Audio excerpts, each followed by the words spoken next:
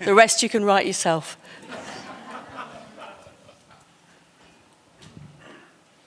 So I'm excited because I have these two individuals to share this stage with. And what excites me about sharing this stage with these two people is that they share a number of values that I think we're all working very, very hard towards reflecting through the educational model and the programs that we run. I don't think there's a more important time in the history of our species, of the human race, than now for the message that we have as a profession. Some of the challenges that exist for us at this point in time, I think we need to stand up. We need to be part of the solution as opposed to part of the problem. And I think the fundamentals of who and what we are as a profession, our traditional, fundamental philosophical constructs are very much a part of the solution towards many of the grave situations that confront us today. I think one of the looming canaries in the coal mine for us here in Europe, to try and contextualize it and bring it home here to Europe, is what's happening with our species in terms of the viability of our species beyond 2060. Epidemiologists are suggesting that by 2060, if we don't do something to change people's mindset about how they be and who we are as a species, our interaction, the sustainability of our interaction with the environment and other species on this planet, our species will become infertile and unable to continue by 2060. The research that leans and tends to suggest that this might be the case applies here in Europe, applies across the developed world. Consistently, research that's being done in developed countries around the world started with a number of studies back in 1979. When they project forward and look at what's happening in terms of male fertility, between 1979 and 2011, there was a 79% fall in male sperm counts across the world, and similar falls, slightly less, but similar here in Europe. We're at a point where if that trajectory continues, and the latest studies, the studies they've done since 2011, a more recent one published just in 2017, suggests that that fall, that trajectory, continues unabated today. And if it continues, we will be, as a species, by 2060, infertile. We'll be sterile. That's kind of a pretty big canary in the coal mine. There's a lot of discussion amongst us epidemiologists about what's driving that frightening trend. And there's a lot of agreement amongst ourselves and people who are looking at what's happening in terms of environmental pollution, that we are, on many levels, doing and acting in a way that's just unsustainable. That we are dropping pharmaceutical residues into the very water supplies that we derive our fish stock, and that we are in the process of polluting ourselves off the planet. We desperately need to think twice about what we're doing. Pharmaceutical residues are universally recognised across Europe by the European Commission to be a major issue for us as we go forward. And I'm not saying that we should come close or go near the idea of dealing with or addressing pharmaceutical residues, but I think that if people understood the fundamental tenets of who and what we are, if we're big enough to stand up and start to tell the chiropractic story, it makes sense that you just wouldn't do that. Looking for short-term fix by way of consuming bucket loads of pharmaceutical residues, as we do here in Europe, as is done in many developed countries around the world, is a short-term fix that's not even that. It's really masking symptoms. The majority of people who are involved with pharmacokinetics and pharmacoepidemiology well recognise that the majority of product on the market today does little in terms of people's health, and that the side effect of the cocktail that many of our patients end up taking is fast-tracking us to a scenario in 260, which is untenable.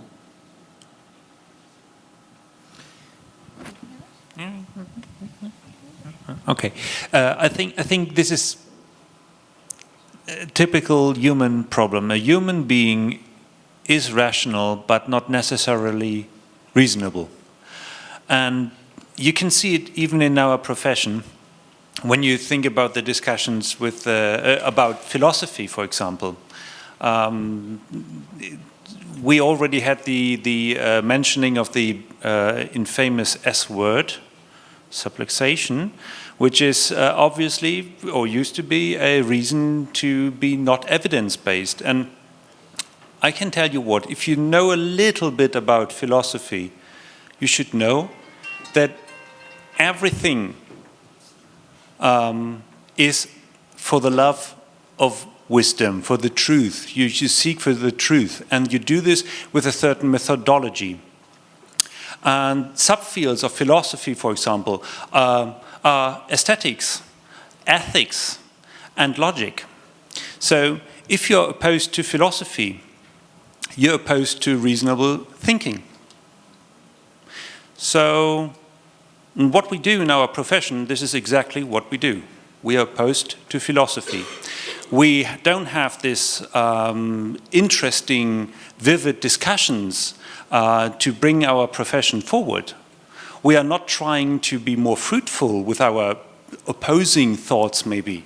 They are necessary. It's okay to be not on the same boat, but it's necessary to talk together and not be very dogmatic or absolutely dogmatic on principles or whatever. We need to talk about it. And we need to talk about it because we live in an ever-changing world, as you said. There are things changing, and we cannot close our eyes, because after a while, we will be not able to adapt to those changes anymore. And this happens as a profession, this happens as human beings. So if we have this in a broader scale, we have this in a little scale. If you want to exclude something, you exclude yourself always in that matter, in that regard. Yes, I suppose I just want to pick up the issue about, evidence-based care. And, to say, I'll just talk about my college, but I know it's true of others, to say that we do not have an evidence-based curriculum, I was going to use another word, but I'll say rubbish, is absolute rubbish. It's used as an excuse because to teach students to be critical thinkers is absolutely fundamental in education. And to say that philosophy, you either have to be a philosopher or a scientist, is to completely misunderstand the nature of philosophy, because science belongs under philosophy. But what I wanted to do really was bring that back to the fact that, what Adrian was saying about the state of the world. All I know is that the world needs more chiropractors. And we need more chiropractors in Europe. And the only way we get more chiropractors in Europe is to support the growth of chiropractic education. And first and foremost, I think we have to support those educational institutions that are teaching what I would regard as chiropractic, as opposed to some other version of that. And secondly, what we have to do is grow the numbers of chiropractic institutions in Europe. If you look at the numbers of chiropractic institutions in Europe across the piece, it is relatively few. If you look at those that are teaching chiropractic, it's sitting on this platform. And that's not good enough. It's not good enough. We need a chiropractic college in every single country in Europe. And the way that you lead, the way you lead a country in chiropractic is to have a chiropractic educational establishment that is actually teaching the true fundamentals and the true principles of chiropractic, because that means that the chiropractors that graduate will go out and practice in that particular way. And so for me, that's the fundamental issue facing us as chiropractors in Europe. which is getting more chiropractors out there in the field, and to do that is actually to develop more chiropractic institutions. And that's, I think, one of the great things about Rubicon. It's not just about us sharing resources to get the most cost-effective and high-quality education, because you must deliver high-quality education, which we do. What you then need to do is support people who want to start institutions in their own country. And I have several people who have contacted me recently about wanting to start new institutions, and through Rubicon we'll be looking to see how we can do that. Because do not think that other people are not also doing the same thing. There's potentially another 3 institutions in the United Kingdom that are going to be starting in the next year or 2. And essentially they're based on physiotherapy programs. Because if you want a quick and easy way to start a chiropractic curriculum, you build on a physiotherapy curriculum. And that is happening not only in the UK, but it's happening across Europe as well. So I think Rubicon for me is a vehicle, a really, really important vehicle that can focus the growth of chiropractic across Europe. Yeah, I think, you know, the question might be asked that if you're going to send someone to a chiropractic college, what's the difference between those colleges that are represented by way of Rubicon at this table compared to other chiropractic colleges? So something I hear amongst chiropractors is the idea that you can graduate from any of the chiropractic colleges, and that then your experience and who you become eventually can be shaped and determined by what you do your first year out. I'd suggest to you that there's some contradiction there, and that in fact there's a lot of difference between the chiropractic colleges that are formed by this umbrella organisation called Rubicon.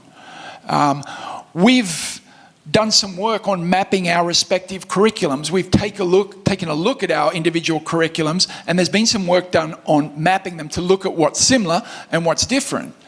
And we have a lot that's very, very similar, and we have a lot about our curriculums, I think, that are very innovative, that are very progressive, and that are reflective of the values that we ascribe to as members of Rubicon.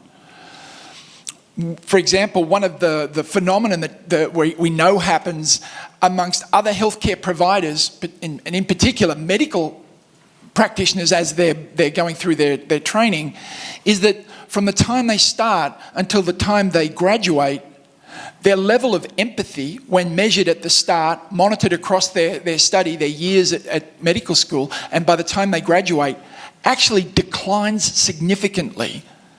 There are many studies carried out around the world amongst different groups of students going through medical training, and they actually become less empathetic as a product, as a result of their education.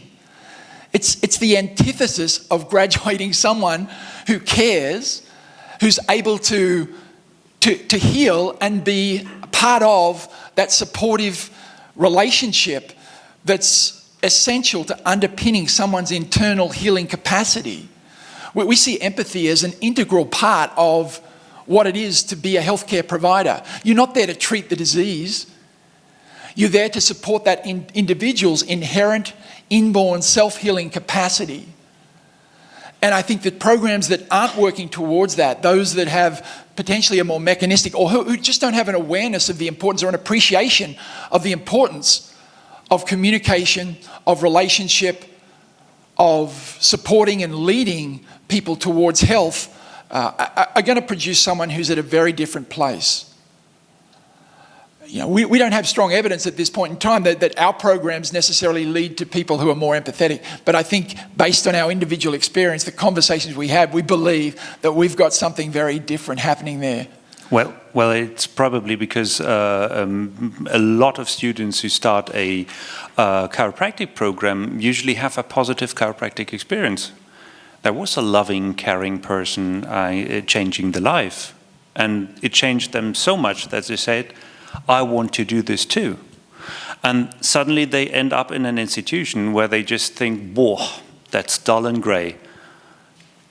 So if you want to support chiropractic and the future of chiropractic as well, without spending a dime, what you could do is just send students to an institution. And it's just, sometimes if you think there is a young person who doesn't know what to do, you might just drop the penny. There is something you could study. And you shouldn't be afraid of referring to an institution what is maybe right around the corner. The percentages shows for students who want to study abroad that only 4 to 6%, let's average it to 5% of the students are actually willing to study abroad. Most of the students will stay in their country, and in the US I think most of them stay even in the state. So if you say, let's say here in Europe, oh, you need to go to College X Epsilon on the other side of the world, it's very unlikely that most of the recommendation will end there. So if you want to make an impact, maybe take the next best thing and take the institution around the corner. So that most of the students who are interested in chiropractic can actually study it, and especially in Europe you have, I think, quite some institutions where you can get your chiropractic education. In a good sense, in a critical sense, and in a loving sense. I think this is something that you really need to find in this combination. Yeah, I guess something that I just add is that, we all have to follow the criteria for education that, to meet the accreditation standards. But what we do is we have Chiropractic Education Plus. So we do all that stuff that we have to do. But we also teach philosophy, and we also teach subluxation. We're not afraid to use that word. Show me the standard in chiropractic criteria that says you can't, yeah? And this was part of the legal battle that we fought around this. You can't say I can't because it's not in the standard. If I choose to do something in addition, you can't stop me, yeah? So you have to do that. So we have, Chiropractic Education Plus, as far as I'm concerned. But I think that, and probably we need to close in a minute, but, what I think I want you guys to hold on to, if at all possible, is you can help us by sending to us any of your patients, any of your friends and family that want a fantastic chiropractic education within Europe that teaches the principles and values of chiropractic.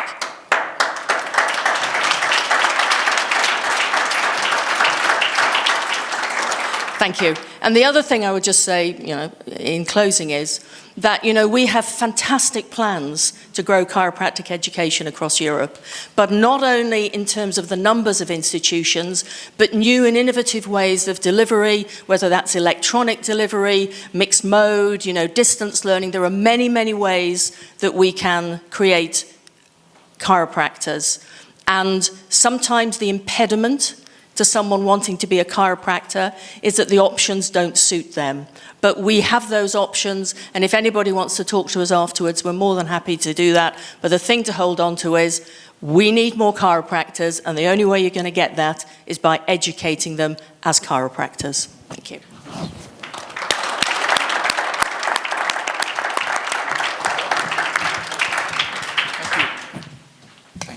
So let's welcome to the stage then Dr. Phil McMaster and Dr. Rob Scott, the president of the New Zealand School, the president of Life University. Sorry, man. Thank you. Well, you're the chair of Rubicon. You can make those decisions. Yeah. Are you going to join me? Sure. Good afternoon. Everyone had a good day? Yes. Good. Rob and I were going to have a bit of a conversation with you, really, more than anything, as Guy mentioned before, to talk about the future of the Rubicon Group. I actually got quite tingly listening to Guy talk about when we first started this organisation and what went into it and the planning, and the quiet man is a very good analogy, I think, because as I mentioned at the start of this conference yesterday, a number of things seem to have been happening around the world chiropractically that's created this vortex of energy, as I call it, that seems to be aligning things in such a way that I think we have some massive opportunities. And the Rubicon Group is ideally positioned to really take advantage of some of these opportunities, in my opinion. And I've often spoken before at a very, I think, basic level about who we are in our existence, in terms of, most of you will understand that at its core, the universal intelligence that is in all things, giving it its properties and actions that keeps it in existence, is some kind of energy. That stuff just moves. And if stuff doesn't move, then you don't have any stuff. And that's what stuff is. I call it the whiz, and Rob wanted me to bring this up, I think. Please. All right. So basically, stuff is just stuff whizzing around other stuff, right? So it's how it whizzes that makes you what you is. So what you is how you whiz. So you take the water that you're drinking there. It's made up of stuff, H2O. But you can make that stuff whiz differently by heating it up and producing a gaseous form, steam. It's still H2O. Or you could make it whiz differently again by cooling it down sufficiently that it gets solid and hard in the form of ice, acts very differently, but it's still H2O. So my point is, we're all just whizzes. And you are what you is the way you whiz, but you attract other people and other things the way that you whiz. Synchronicity, resonance, all of that stuff is fantastic. So I think that the chiropractic world is whizzing a little differently at the moment, in such a way that the TRG whiz is beginning to attract more like-minded people. Not just the TRG, but there are emerging groups in chiropractic around the world at the moment who are starting to be more vociferous. They're actually talking our language more because we have been under attack from within and outside for long enough now that the general unwashed, the people who weren't saying anything, they were just doing their stuff. They were just whizzing away, doing their whiz in their offices and enjoying that, have now realised they need to do more. So I see the future of the Rubicon Group as being a meeting place, if you like, for more dialogue around this, more concerted action and coordination. So I view the whole organisation from a vitalistic point of view as the end result being greater than the sum of the parts. And that the Rubicon Group is just part of a larger group that are beginning to whiz together a bit more. So, Guy talked about our vision, values, etc. That's not going to change. I don't see that changing in the future. I just see an amplification of that. And I see the Rubicon Group as a leader of thought and action in that particular whiz. And we will be looking for more relationships, forming relationships with other like-whizzing people and other like-whizzing organisations. It's inevitable, I believe, and I think we needed to get to a critical point, and it would appear there was a bit of a fulcrum earlier on in Berlin, a meeting that we were all at, that I think has probably galvanised some whiz. That's my assessment. Awesome. We've all just witnessed Dr. McMaster having a whiz. Couldn't resist. He teed that one up. You know, I'll just jump on that, though, because Rubicon provides a really important context for our conversation. Guy talked about, vitalism and this philosophy of vitalism informing our worldview and how we live our life. And then Adrian talked about an analogy that was frankly somewhat scary for the species. Wouldn't you agree? But that gets to the very heart of this concept that we're talking about. If you recognize that living systems are inherently self-healing, self-organizing, and self-maintaining, all living systems, then we have to worry about the living system and the ecosystem that we habitate in. Wouldn't you agree? It gets to the very core of a vitalistic window. And then we can bring that as chiropractors down to those of us that have nerve systems, which is everybody sitting in this room. Wouldn't you agree? So the Rubicon is really important for carrying a conversation to the community and to the world, and certainly to our colleagues, that is based on vitalistic perspective of a neurologically centered, subluxation-based role on health. And that's a fundamentally important conversation. As presidents of institutions, we spend a great deal of our time essentially having to deal with comments about what we hold dear being unscientific, anti-scientific, and dogmatic. And it's getting a fair bit of motion these days in the conversations. Wouldn't you agree? You hear it and see it regularly?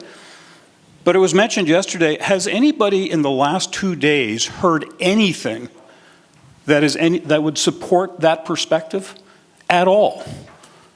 That subluxation doesn't exist, you can't measure it. I sit here and I go, I don't know. I just came out of 2 days understanding that our current conversation about what we know is an upper cervical segmental motor problem that causes maladaptive neuroplastic changes, right? And there was a whole bunch of science given to us to propose that, wouldn't you agree? And some lower level RCTs and clinical studies. So when I hear that conversation coming at us, I sit there and I go, either there's an unwillingness or an inability for us to sit down and have a conversation about that. Because it's when we don't talk about something with bumpers on it, so that we're all having the same conversation, we start talking at each other instead of with each other. And that is exactly what's happening in the chiropractic profession today. Exactly what happened. Ayn Rand has that saying, it's often difficult to talk about complex things, made even more difficult when you don't know what they are. And that is the conversation we're trying to have. It comes down to this. Is chiropractic simply a therapeutic intervention for pain control within a conventional Western medical model of care? Or is chiropractic a different way of looking at health that allows people a choice to conventional health care in their health? And by the way, folks, that is not an inconsequential question. It really gets to the heart of what our institutions are about. You see, we think chiropractic provides a different model of what constitutes health. And supporting that model are different philosophical assumptions. And supporting those philosophical assumptions are different and unique interventions to allow people to express their health. Wouldn't you agree? But there's this kind of assumption that we're all having the exact same conversation. And frankly, we're not, which makes it very difficult to reach a conclusion. And I don't want to be presumptive to say that one of those is right, which direction we take. But I think we should have a serious conversation as a profession. And I encourage all of our leaders in the room who are with associations to encourage academic conversations about the richness of the concepts that are contained within a chiropractic vitalistic way of looking. Because there may be opportunities to somewhere for the patient's interest accommodate both those. I don't for a second deny chiropractic's ability to relieve pain, would you? How can we not? There are so many RCTs now to support chiropractic effectiveness in low back pain and neck pain that we are silly to ignore it. But I do want to suggest that chiropractic is bigger in its vision in healthcare that can allow people hope when the emerging sciences that we've heard about so much today actually comes into play. Can you imagine what's going to happen when phase 3 clinical studies are done on the types of stuff that Heidi and her team were talking about? And we're going to have put ourselves in a box of musculoskeletal low back pain that we're not even going to be in that conversation because we haven't allowed the opportunity for it to be included in our vision of what our model of health possesses. With me? And I think that's what the Rubicon is about. It's not just planting the flag, it's saying there's a bigger vision here for people. To see Emron, and I hope you all appreciated Emron, he got very emotional. And he said something that stuck with me. He says, I don't care about your profession, but I do care about that, getting people to better states of health.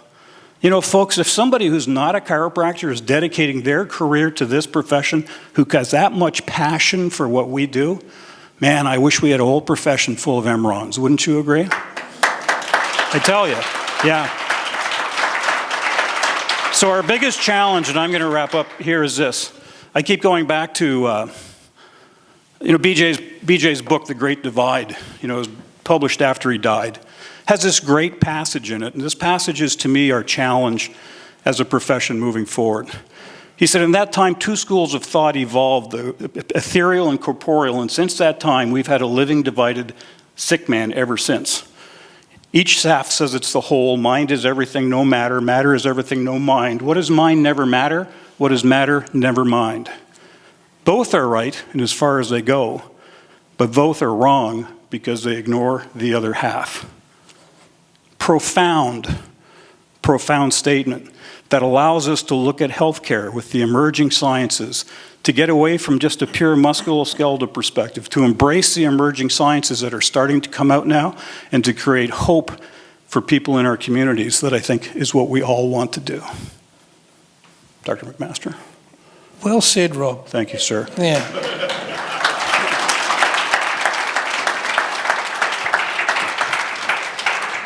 I'm impressed that you got the mind matter thing in the right order there. That was really good. But just to pick up on something you did say about Imran, and it's actually what I was talking about before. What you're talking about is that energy that Imran has. He's not a chiropractor, but he's attracted to what we do. And since he's been there, he's become even more so. And I think the future of this organisation is in connection. Because that was just about connection that you're talking about there. And this group, the Rubicon group, would love to be more connected to more people who resonate, the Imrans of this world. The other ones that are not aware, I think it was Adrian, who mentioned that perhaps they're not even aware of what this is. Let's raise that awareness, not just as a group of chiropractic educational institutions, but as a profession and as people who care about this profession and care about the impact that this profession potentially could have if we had more people under chiropractic care. So I appreciate all of you being here. I appreciate being on the stage with this man because he articulates it so well. And are you happy with that? Or? Yeah, and I want to add one last thing. No, he's not happy with that. I'm not happy. No. Commonwealth kids here. The currency of the future in this profession is data. It's research. Whether we like it or not, the currency of the future to move our side of this equation forward is research. And we need to collectively get involved in it. It's not New Zealand's responsibility, although it is. It's not life's responsibility, although it is. It's all of our collective responsibilities. We have to be able to move this conversation forward, and we have to be able to produce the research to get us there, to validate and support our conversations. And I think we can do it. I really do. 25 years ago, there was no research to support efficacy of back pain. Today, there's boatloads of it or truckloads according to David Eisenberg at Harvard. So what's the future of chiropractic going to look like 25 years from today with our students sitting here and the research that's going to support what this profession has to offer people in our communities? It will be mind-blowing, and I can't wait. Thanks. Gilles, you want me to tell you what we're doing next? Let's, how long?